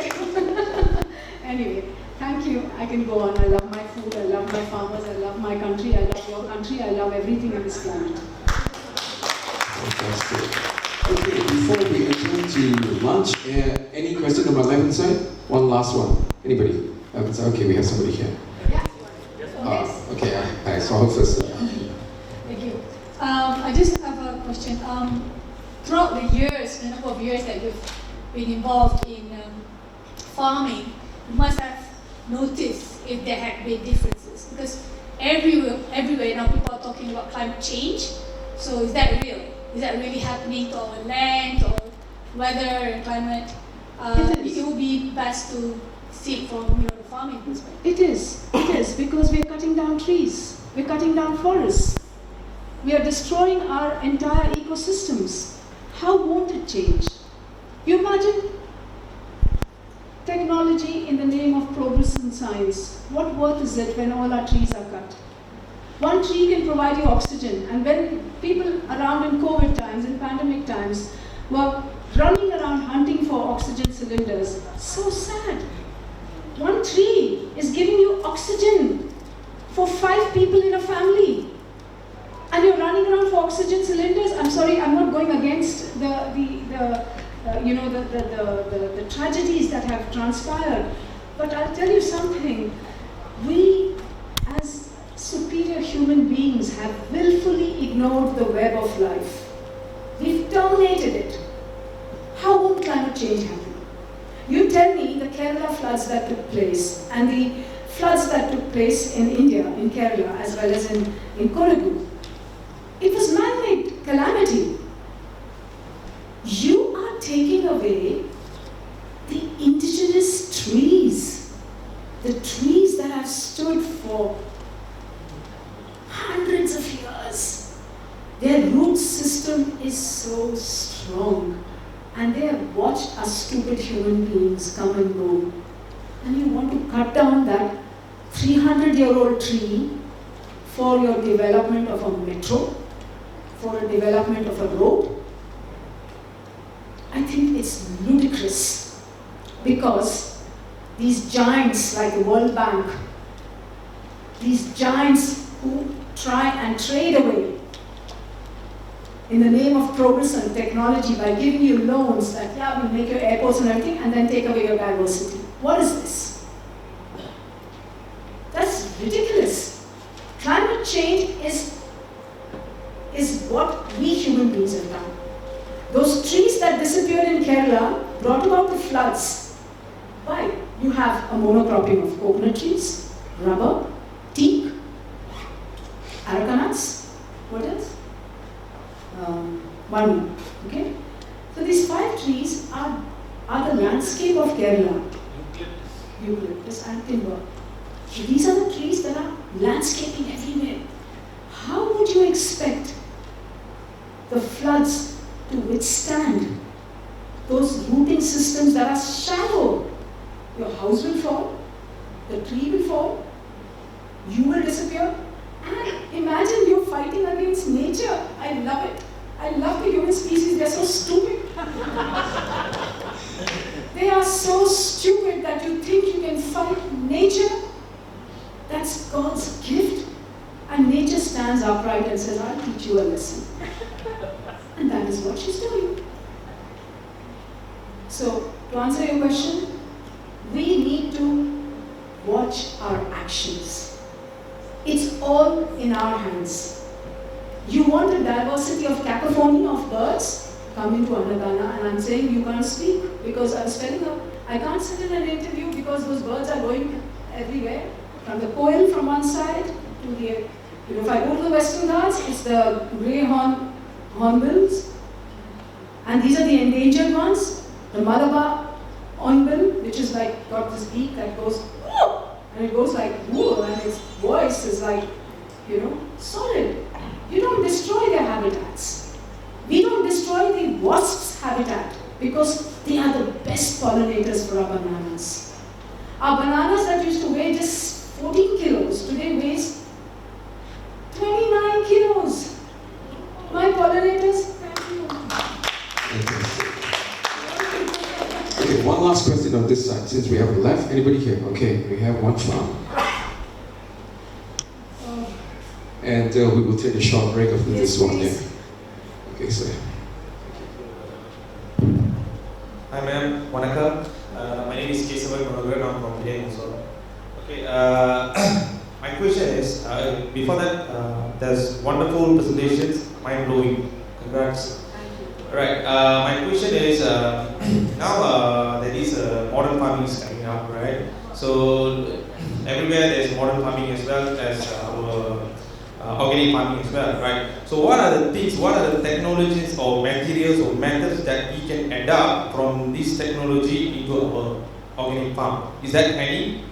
There is. Yeah. I will tell you. Can you name it? Yeah, thank you very much. So now what I would like to say is that the agroecology knowledge hubs that we've showcased is using technology like drip irrigation. Use it to your advantage, no? Use fertigation tanks. Now, a fertigation tank, when you walk into our farm, you don't need to build a concrete structure for it. You can take a recycled drum. What is a fertigation tank? Where the irrigation happens to fertilize your farm, and you put in organic growth boosters or you put in biodigesters and everything through that into your fields, which is, see, the corporates have been successful because they plan.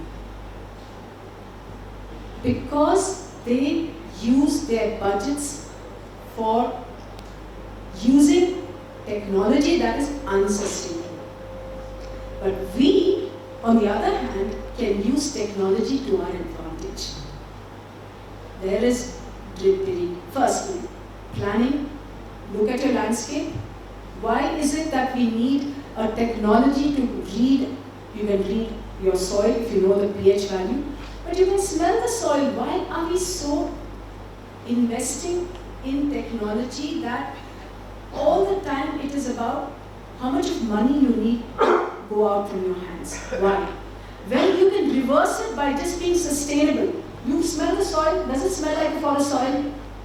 Okay. I'm not saying that you can't use a soil pH level, you can use that. That's also technology. There are beautiful things to our advantage we can use. But when we have used, rainwater harvesting pits, how much of water to measure, you realize that what are you giving back to the groundwater tables? That is also an ancestral wisdom and technology which we cast aside, and then we want to use, as they say, what is your GDP, gross domestic produce. Okay, and why I'm coming into this is, if your rivers are contaminated, the GDP grows. Yeah, it grows heavily. If your river is not contaminated, the GDP falls. How? Give me a reason why. It's money exchanging hands. So, if my river is dirty, I have to import technology. I import technology, I import unemployment. I make so many more people unemployed. What happened to our ancestral wisdom is my question. Use technology which is sustainable. I remember being in Cambridge and one scientist told me, Sangita, there is a fabulous technology of tomatoes that are growing in Spain. I said, keep your technology to yourself. Don't you dare import it to Kerala. I called up the biodiversity chairman and I said, please don't allow this to happen.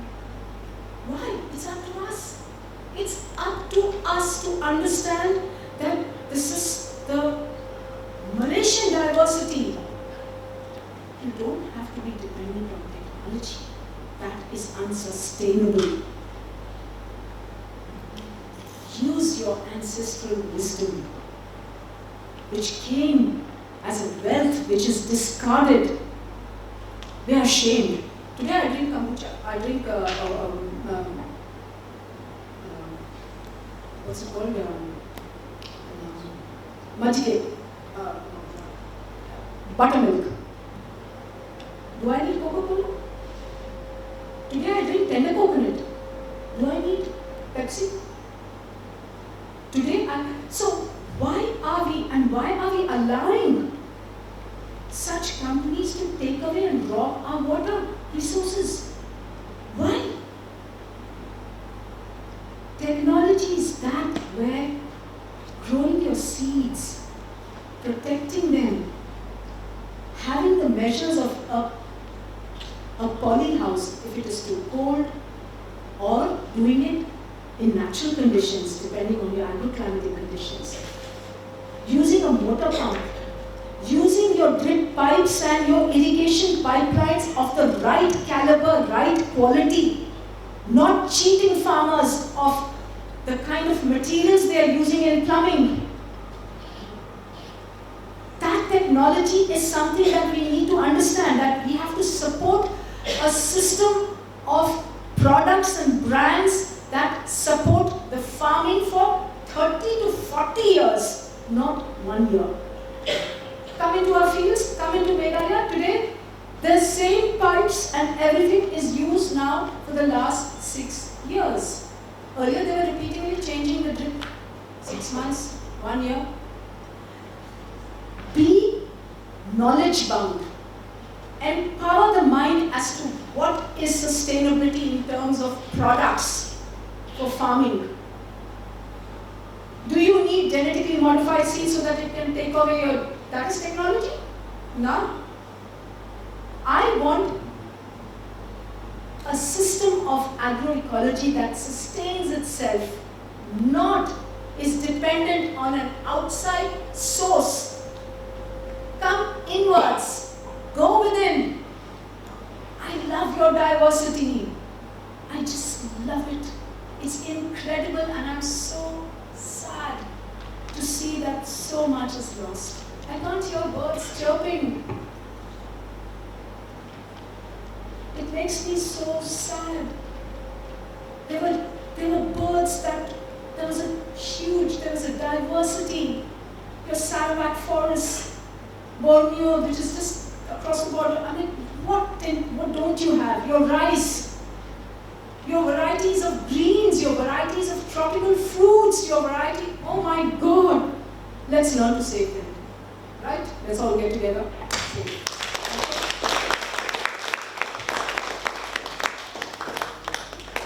Okay, ladies and gentlemen, thank you very much. Okay. We will